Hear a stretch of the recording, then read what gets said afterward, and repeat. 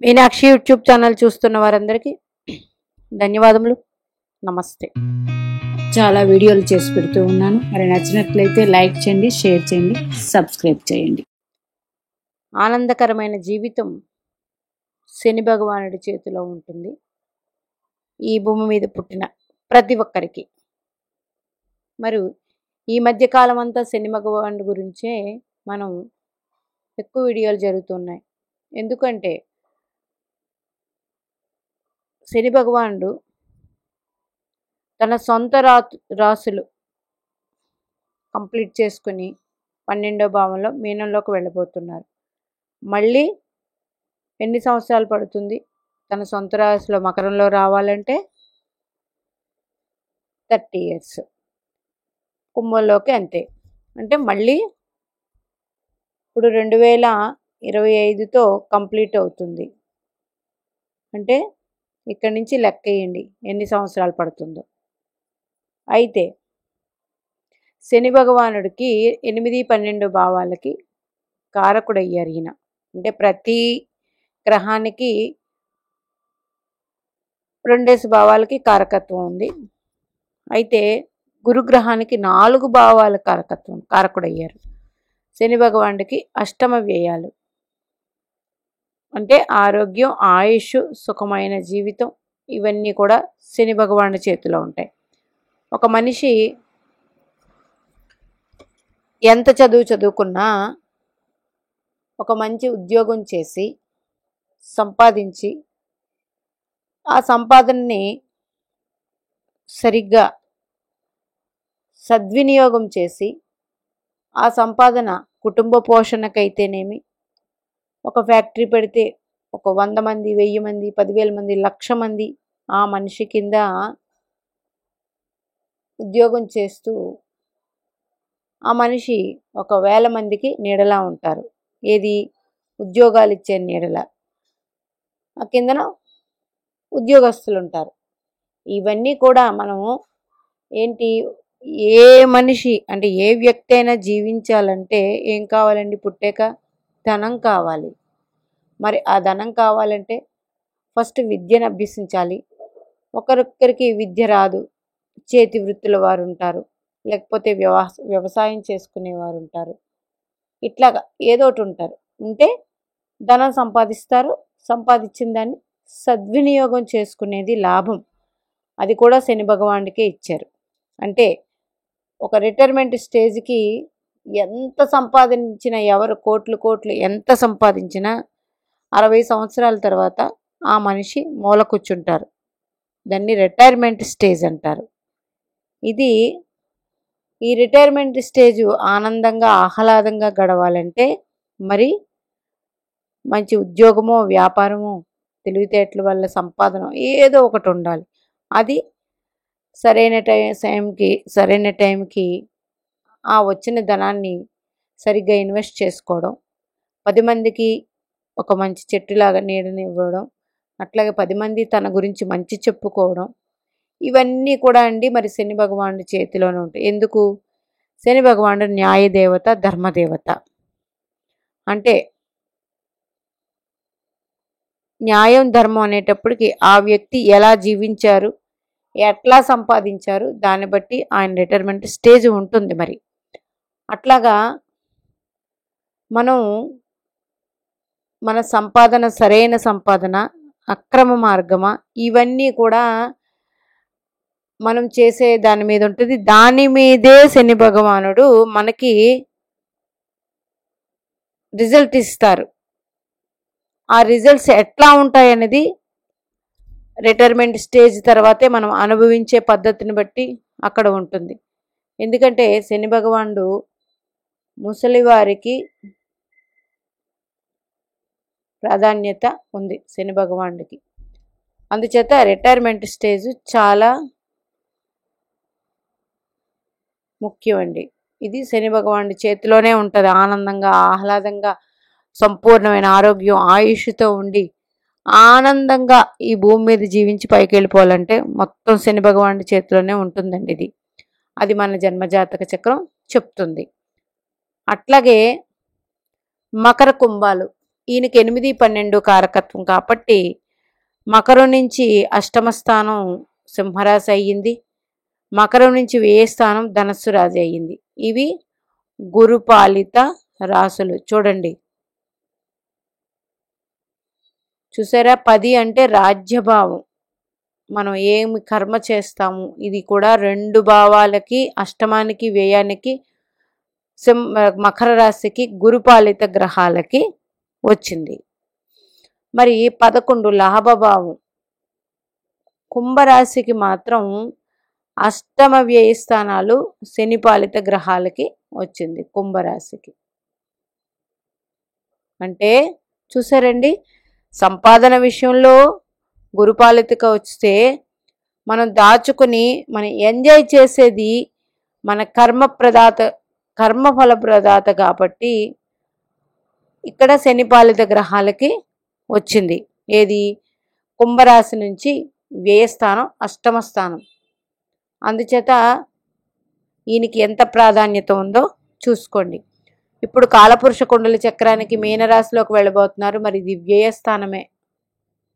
ఎవరికైనా, ప్రతి ఒక్కరికి, జీవించే వారి, భూమి మీద ఉన్న వారందరికీ కూడా ఇది వర్తిస్తుంది. కాలపురుష కుండలి చక్రంలో వ్యయస్థానంలోకి వెళ్ళబోతున్నారు ఈయన. ఇక్కడ మంచి ఫలితాలు ఇవ్వాలంటే మాత్రం మొన్నటి వీడియోలో చెప్పుకున్నాను, మనకి ఏలినాటి శని కొన్ని సంవత్సరాలకి వస్తుంది అంటే, ఇప్పుడు చెప్పాను కదా 29 సంవత్సరాలు పడుతుంది. చూడండి, మీనరాశిలోకి 2.5, మేషంలోకి 2.5, 5 సంవత్సరాలు అయిపోయింది. వృషభం మిథునం 2.5, ఇక్కడికి 5, 10 సంవత్సరాలు అయింది. కర్కాటకం సింహం ఇది ఒక 5, 15 సంవత్సరాలు.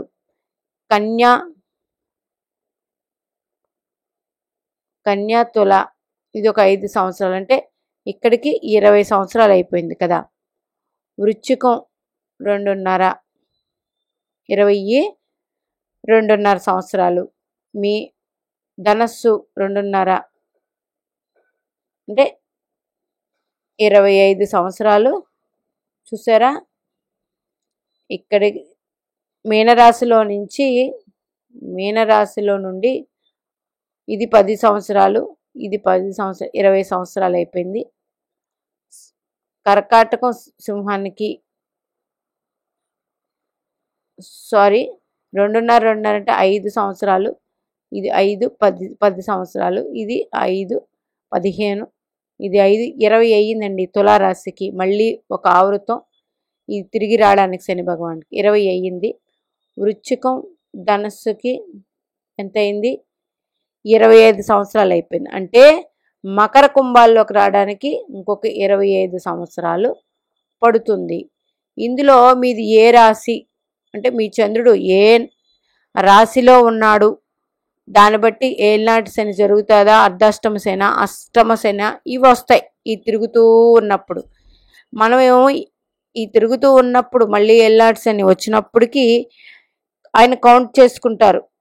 నేను తిరిగి వాళ్ళు జన్మించినప్పుడు ఏ రాశిలో ఉన్నారో అక్కడికి వెళ్ళేటప్పటికి ఆ చంద్రుడి మీదకి శని భగవానుడు ముందునున్న రాశి, వెనకనున్న రాశి, మధ్యలో రాశికి అది ఏలినాటి శని 7.5 years ఆయన మన చిట్టా అంతా రాసుకుంటారు ఈ మళ్ళీ ఒక తిరిగేటప్పటికి. అప్పుడు మనం జీవితం మొత్తం మంచి పనులు చేసి అన్నీ ఉంటే ఏలినాటి శని వచ్చేటప్పటికి జీవితం సాఫీగా వెళ్ళిపోతుంది. ఆయన అంత పెద్ద బాధ పెట్టరు.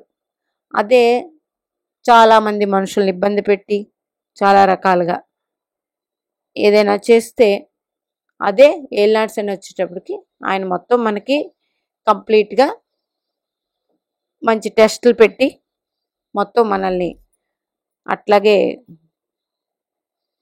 అన్ని పరీక్షలు చేసి ఆయన మనకి బుద్ధి వచ్చేటట్టు చేసి మరెళ్తారు. ఇట్లాగా తన రాశిలోకి రావడానికి 25 సంవత్సరాలు పడుతుందండి. 25 సంవత్సరాలు పడుతుంది. అక్కడి నుంచి 2.5 అంటే 27.5 మకర రాశిలోకి వచ్చేటప్పటికి, కుంభంలోకి వచ్చేటప్పటికి 27.5, మిగతాది 2.5 అంటే 30 years అండి. ఇట్లాగా నిండుతుంది. ఈ 30 ఇయర్స్లో మధ్యలో అష్టమ శని, అర్ధాష్టమ శని, ఏళ్ళాడి శని వస్తాయి కదా, అందులో మనం చేసిన కర్మఫల కాబట్టి మనకి కర్మానుసారం ఆయన ఫలితాలు అందించేస్తూ ఉంటారు. ఇది ప్రభావం శని భగవాన్. మరి ఆనందకరమైన జీవితం శని భగవానుడి చేతిలో ఉంటుంది. ఎందుకంటే ఇందుకే మనం ఏమేమి చేస్తున్నామో అవి ప్రసాదిస్తారు ఏళ్ళనాడు శని వచ్చేటప్పటికి. మంచి చేస్తే మంచి, ఏం చేస్తే అది వస్తుంది. మరి మీ జన్మలగ్నానికి అష్టమాధిపతి, వ్యయాధిపతి ఎవరైనా కానీ, అది గురుపాలిత గ్రహమైనా శనిపాలిత గ్రహమైనా 8th and 12th శని భగవానుడి చేతిలో ఉంటుంది ఎప్పుడూ కూడా.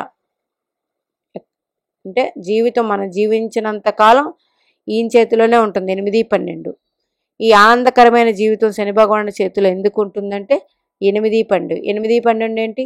ఆరోగ్యం, ఆయుష్, సుఖమైన జీవితం 12. అందుకే 12వ భావం చాలా బాగుండాలండి. 12వ భావంలో పాపగ్రహాలున్నా, పాపగ్రహాలు చూసినా జీవితం అంత సుఖంగా అయితే ఉండదండి. ఇంకా ఈ 8, 12 శని భగవానుడి చేతిలో ఉంటాయి కాబట్టి మీ జన్మ లగ్నానికి 8, 12 భావాధిపతి ఎవరు చూసుకోండి. ఆయన శని భగవానుడు కలిసి ఉంటే చాలా మంచి జాతకం. ఇంకా అలా కాకుండా మీ శని భగవానుడికి అష్టమాధిపతి ఎవరై ఉన్నారో, మేషలగ్నం అనుకోండి, అష్టమాధిపతి కుజుడు.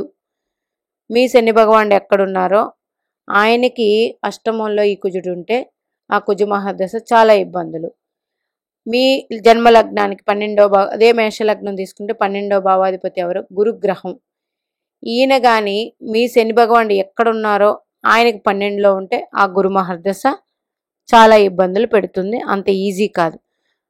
అట్లాగే కాలపురుష కుండలి చక్రంలో సింహంలో కానీ, కన్యలో కానీ, ధనస్సులో కానీ, సింహంలో కానీ, కన్యలో కానీ, ధనస్సులో కానీ, మకరంలో కానీ గ్రహాలు ఉంటే ఆ గ్రహాలు 8వ అధిపత, 12వ అధిపత మీ జన్మలగ్నానికి చూడండి. ఆ దశలు కూడా ఇబ్బంది పడతాయి. ఇప్పుడు కుంభలగ్న జాతకులు ఉంటారు. కుంభలగ్న జాతకులు ఉంటారు. శని భగవానుడు 12లో, ఇది మంచి యోగమే, విపరీత రాజయోగం. 12లో ఉన్నారు. లగ్నాధిపతి 12లో ఉండడం అనేది విపరీత రాజయోగం.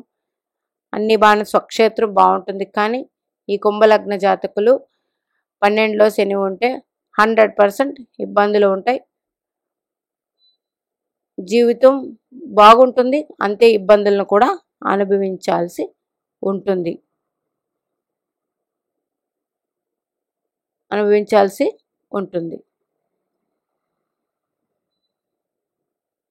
అయితే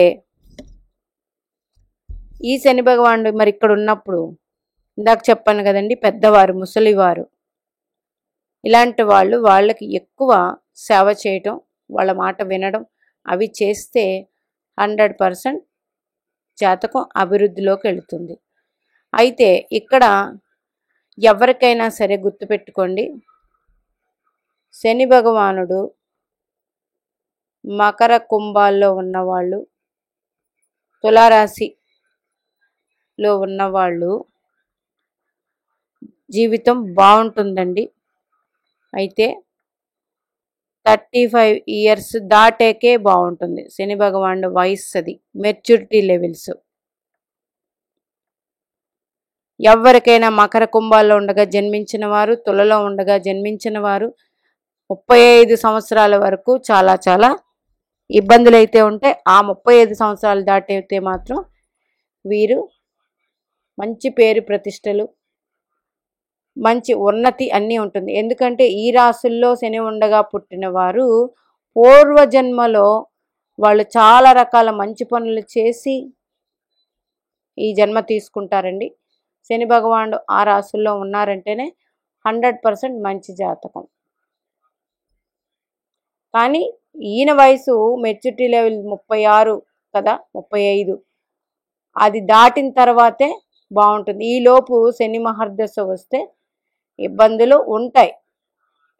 ఉంటాయి కానీ జయిస్తూ ఉంటారు, పడుతూ ఉంటారు, లేస్తూ ఉంటారు, ఇవన్నీ జరిగిపోతూ ఉంటాయి. ఈ 35 దాటాక వీరి జీవితం ఆటోమేటిక్గా శని భగవానుడే అన్నీ మంచిగా వాళ్ళకి తెచ్చి ఇస్తూ ఉంటారు. అంతవరకు ఓపిక పట్టాలి. అందుచేత ఆనందకరమైన జీవితం శని భగవానుడి చేతిలో ప్రతి ఒక్కరికి ఉంటుందండి. మీరు, నేను, ఎవరు, అందరూ, రాజులు, రాజ్యాలు ఏవైనా సరే ఆనందకరమైన జీవితం ఉండాలంటే శని భగవానుడి చేతిలోనే ఉంటుంది. అందుకని శని భగవానుడికి అష్టమ వ్యయాలకు కారకుడు కాబట్టి ఆయన మీ జన్మలగ్నానికి అష్టమాధిపతి, వ్యయాధిపతి ఎవరో ఆయన శని భగవానుడికి కానీ అష్టమ వ్యయాల్లో ఉంటే ఆ దశలో వచ్చినప్పుడు 100% ఇబ్బందులు ఉంటాయి. మరి ఇంకెక్కడున్నా పర్లేదు, ఉంటేనే, లేకపోతే పర్వాలేదు.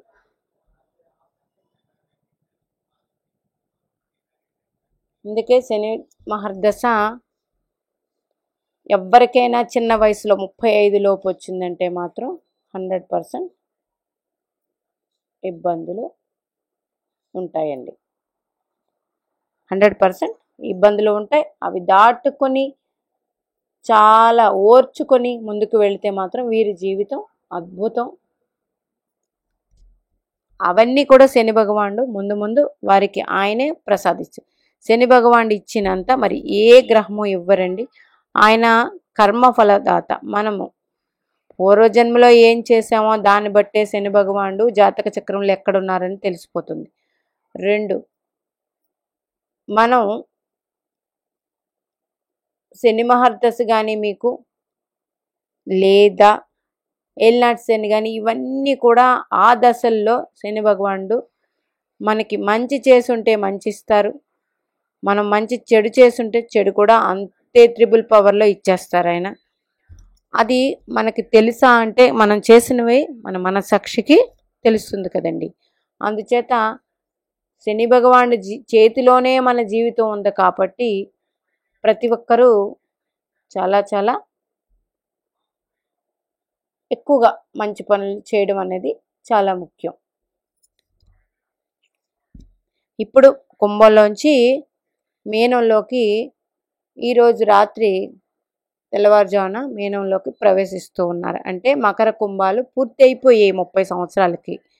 మళ్ళీ రావాలంటే మకరంలోకి 25 సంవత్సరాలు పట్టేస్తుందండి.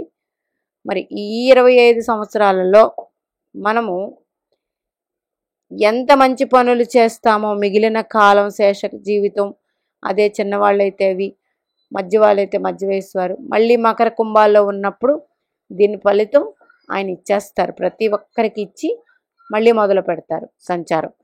ఇది శని భగవానుడు ఇచ్చే అద్భుతమైన ఫలితాలు. మీనాక్షిదేవి ఆశీస్సులు మనందరి మీద ఉండాలి కోరుకుంటూ నమస్తే.